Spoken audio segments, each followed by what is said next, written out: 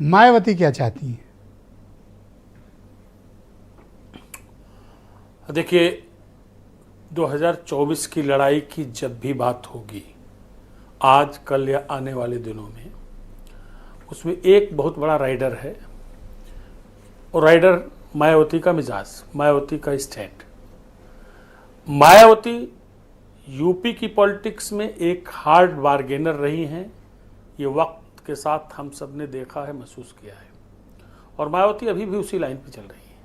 मायावती देख रही है, परख रही है। आपने बहुत ठीक फरमाया कि 7 दिसंबर तक के परिणाम आने दीजिए, जो 5 विधानसभा के चुनाव हो रहे हैं विभिन्न राज्यों में, और उसके बाद बल्कि एक बड़ी अहम तारीख आती है जनवरी के दूसरे हफ्ते में, जब उनका जन्मदिन होता है, तो कोई न कोई बड़ा ऐलान वो करती हैं। एक आम तौर पर ये रवायत सी मानी जाती रही है, तो तब तक कुछ न कुछ परिणाम जरूर निकलेगा। लेकिन अभी तक का जो ऑफिशियल स्टैंड है कि बार बार चर्चा होती है कि कौन किससे मिला, कौन किससे बात कर रहा है। कांग्रेस बीएसपी से बात कर रही है, समाजवादी पार्टी बीएसपी की बात कर रही है, घोसी उपचुनाव के परिणाम के लिए ये लोग क्यों मायावती के पीछे पड़े? भाई आप अपनी राजनीति करो, उनको अपना करने दो। ये दोनों इस कदर परेशान किए हैं बीएसपी को, कभी ये कहते हैं हमारे साथ आ रही, कभी वो कहते हैं हमारे साथ आ रही। वो कह चुकी हैं कि मैं अकेले लड़ूंगी चुनाव, ये मान ही नहीं रहे लोग।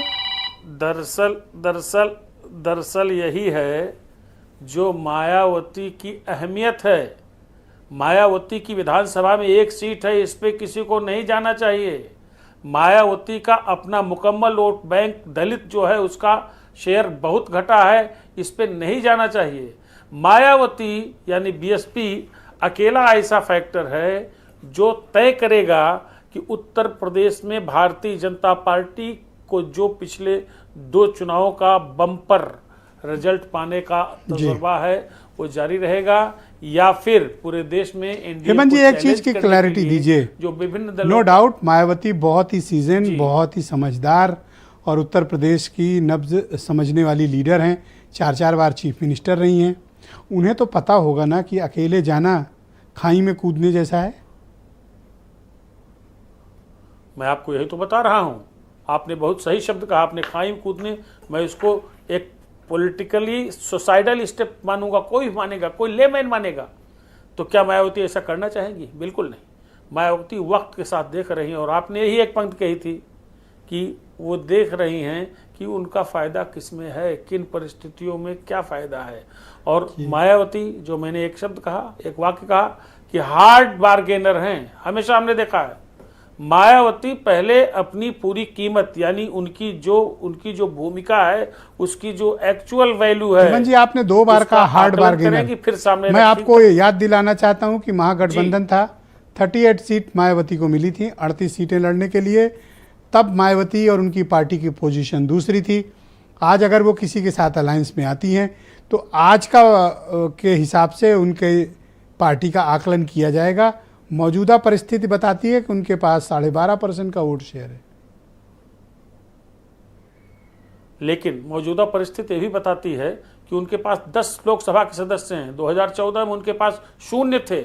कोई एक भी व्यक्ति उनका, एक भी उम्मीदवार उनका नहीं जीता था, लेकिन उनकी अहमियत कम नहीं हुई थी। और इसीलिए आपने ध्यान दिया होगा कि चाहे एक डेडली कॉम्बिनेशन बनाया, जिसके बारे में आपने कहा कि दुनिया नहीं, जैसी आपको याद होगा सन 2014 से लगातार आपके साथ में कम से कम 25 डिबेट्स में कह चुका हूं, ये मेरा अपना मुहावरा था कि सूरज पश्चिम से निकल जाए, लेकिन बसपा और सपा का गठबंधन मुझे नहीं लगता कि इस जन्म में होगा। हालांकि पॉलिटिकल नेसेसिटीज ऐसी होती हैं कि ऐसा होना पड़ा, लेकिन होने पर जो प्रत्याशाएं थी दोनों दलों को या पॉलिटिकल पंडित्स को, वो कहाँ हुई?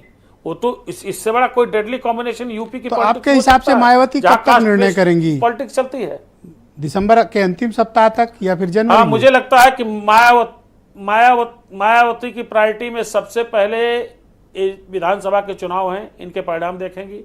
इनके परिणाम देखने के बाद मायावती खाली उत्तर प्रदेश का समझौता नहीं करेंगी, ध्यान रखिएगा।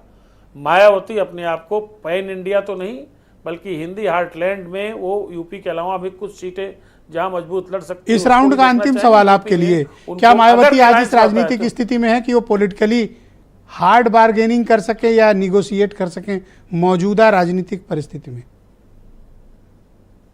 जी, है। अगर मायावती अपने इस स्टैंड पर कायम रहती हैं कि न तो एनडीए के साथ जाएंगी न इंडिया के साथ जाएंगी, तो माफ कीजिएगा, परिणाम लोकसभा के उपचुनाव जो अखिलेश यादव की छोड़ी हुई सीट आजमगढ़ पे देखने को जो नतीजे मिले थे, उन नतीजों को पुनरावृत्ति हो सकती है, क्योंकि एक की जगह अगर खाली 10 गुड्डू जमाली आ गए 10 सीटों पर, आप कल्पना कर सकते हैं क्या परिणाम होगा। और उत्तर गुड्डू जमाली से आपका तात्पर्य अल्पसंख्यक समाज के उम्मीदवार आप ये कहना चाहते हैं हेमंत जी? जी, कई सीटों पे अगर ऐसे आ जाएंगे तो आपने परिणाम देखा, अखिलेश यादव की आपका तात्पर्य मुस्लिम प्रत्याशियों से है हेमंत जी? यादव चुनाव हार गए। आपका तात्पर्य मुस्लिम स्वाभाविक रूप से है ये कहना कि हाँ, अभी इसमें काफी असर बचा है, और उसके अलावा बहुत चीजें हैं। आप 2022 के assembly election, thank you Hemant ji. मैं डिबेट के दूसरे चरण में आपके बाकी विचारों को 42 सीटों को देख लीजिए। स्थान दूंगा। मैं अनिल